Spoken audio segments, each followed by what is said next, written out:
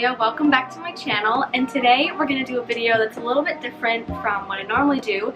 I usually post DIY videos or upcycling videos where I like to decorate things or make things, and today we're going to make something that's not decor. We're going to make cookies because I really wanted to share my 3 favorite cookie recipes right now. These aren't like my all-time favorite cookie recipes because Christmas cookies are pretty high on the list, but it's May, so we're not going to make Christmas cookies today. I mean, we could, but we're not. You gotta have fun, guys. You gotta have fun. You gotta eat cookies. We're trying to get the abs, but we're also trying to live life. You know what I'm saying? Okay, so we're gonna make cookies today. So, my 3 favorite cookie recipes right now are no-bake cookies, oatmeal cookies, and then coconut chocolate chip bars.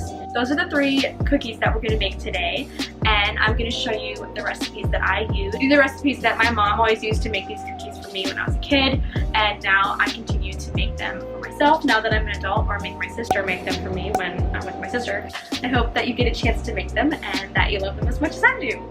Today we're going to be making no-bake cookies, and as you can see, it's a very simple recipe. These cookies are great because, as the name implies, you don't bake them. You just plop them on a baking sheet and they cool down and they're amazing. And I actually, growing up, whenever my dad went out of town for work, if he was gone for a week or something, my mom would let us have cookies for dinner 1 day of the week, and it was like this big treat. It was awesome. And we used to make no-bake cookies for dinner because there's oats and peanut butter in them, so they're kind of healthy. So we would make them for dinner, and we would just make giant cookies, pile them into a plate. They're still hot. You get a big glass of milk, you eat them with a spoon, you watch a movie. It's a really fun memory from when I was a kid, and we did that together, and we still do it. So I recommend cookies for dinner, but not all the time. Just, you know, once or twice a month is fine. So, okay, let's get started with the no-bakes. So you're going to need 1 pot for this recipe and then all these ingredients. So the first thing you're going to do is turn your burner up to about medium-low is good. And you're going to put 2 cups of sugar, 3 tablespoons of cocoa, a ½ cup of milk, and I like to use almond milk unsweetened, and then 1/2 cup of butter or margarine if you're going for a non-dairy option. So now that we have our sugar, butter, milk, and cocoa all in the pan, we're gonna let that simmer down until the butter is completely melted. And when you start to notice it bubbling around the edges and starting to boil, you're gonna set a timer when you start to see it do a rolling boil. So rolling boil just means that it's boiling all the way across, not just on the edges of the pan. You want it to only rolling boil for approximately 1 minute. So I usually set a timer for 40 seconds because that extra 20 seconds will get lost while you're putting in your other ingredients. So all we have left are 3 cups of oats, a splash of vanilla, I think it's 1 teaspoon, but I usually just splash it in, I don't measure it, and then a ½ cup of peanut butter. So what I'm gonna do is I'm just gonna go ahead and open my peanut butter, and I don't really measure it either. So I'll usually just get like a spoon and I will pull out, like, this is about ½ cup, like that's just how I measure. So that's ready to go. I'll just have this on the spoon so that whenever it starts boiling, I can just pour it in. For this, I'll just unscrew the top and get it ready to go. And then you need 3 cups of oats. So I'll just open my oats and have my measuring cups ready to dump in 3 cups.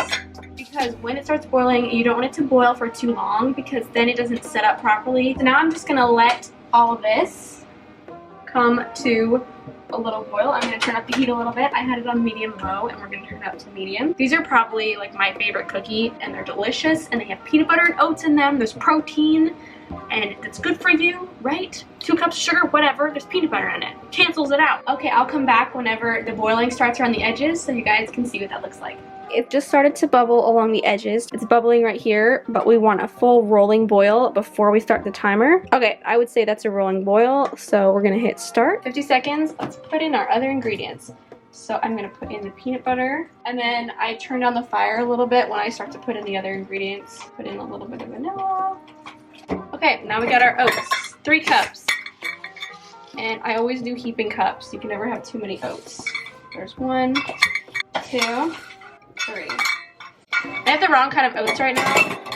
I usually buy different oats, but these are the quick 1-minute oats, which they're like smaller. I don't know, they're weird. I want to make sure we get the peanut butter. Okay, yeah, and because I use these oats, I'm gonna add some more because they're small and it's weird. Okay, so this is what you should have. just a lovely chocolate oat mixture. Oh my gosh, it looks so good. So then we're just gonna put it on our baking sheet in little cookie-sized pieces.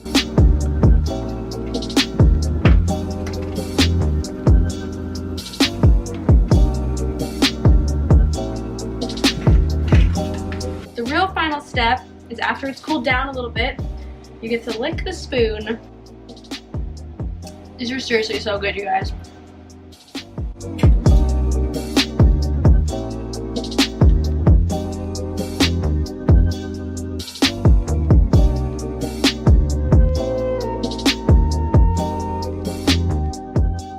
So next we have one of my all-time favorite cookies, which is oatmeal cookies. And I know oatmeal cookies get a bad rap, but they're amazing. So don't knock it till you try it. The first thing you're gonna do with this recipe is get 1 cup of margarine or butter, and then you're gonna add 1 cup of brown sugar and a 1/2 cup of white sugar. And then you're gonna mix that together, and you might need to put the butter in the microwave for a little bit before you add the sugar to melt it. After that is mixed, you're gonna add 2 eggs, and then you're gonna add 1 teaspoon of vanilla. When you mix all that together, now it's time to add the dry ingredients. So for flour, you're gonna add 1.5 cups of flour, and then 1 teaspoon of cinnamon, followed by 1 teaspoon of baking soda. You're also gonna add 1/2 teaspoon of salt, but I think I forgot to film that part. And then the last part of this recipe is 3 cups of oats.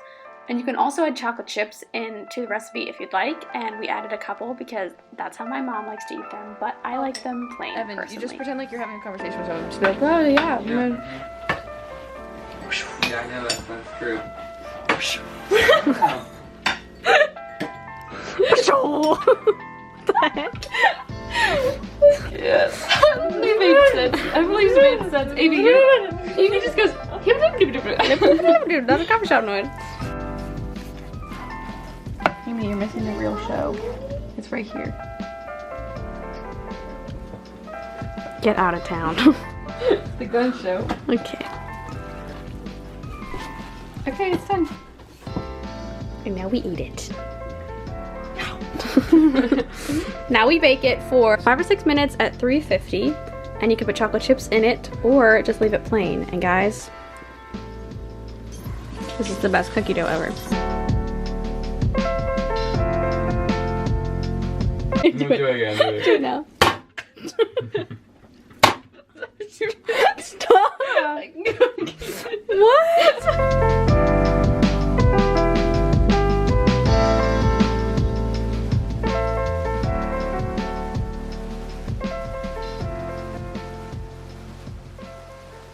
The last recipe I want to share with you guys is coconut chocolate chip bars, and this recipe is so good. So you're going to start off with 1/2 cup of butter or margarine and melt it, and then add 1 cup of sugar and then mix those together. Then you're going to add 1 1/3 cup of coconut and 2 eggs. Okay. After this, you're going to add 3 teaspoons of baking powder, 1 teaspoon of cinnamon, 3/4 teaspoon salt, and then 1/2 teaspoon nutmeg, and finally a lot of chocolate chips. You're also going to need 1.5 cups of flour, and we ended up adding this last because we were out of flour and we had to mill some because my parents have a mill and we actually mill our own flour when we're at their house. So we had to get the wheat berries and actually mill them. Then you mix all that together and you have your finished dough. So you're going to grease a pan and place your dough in it and pat it down. And then you're going to bake it at 350 for about 20 minutes. Emily, you put it in for 20 seconds, girlfriend. What? This is why we're good teammates. And then, while your cookies are baking, it gives you enough time to play a rousing game of Guess Who, which is one of my favorite childhood games, unlike Monopoly.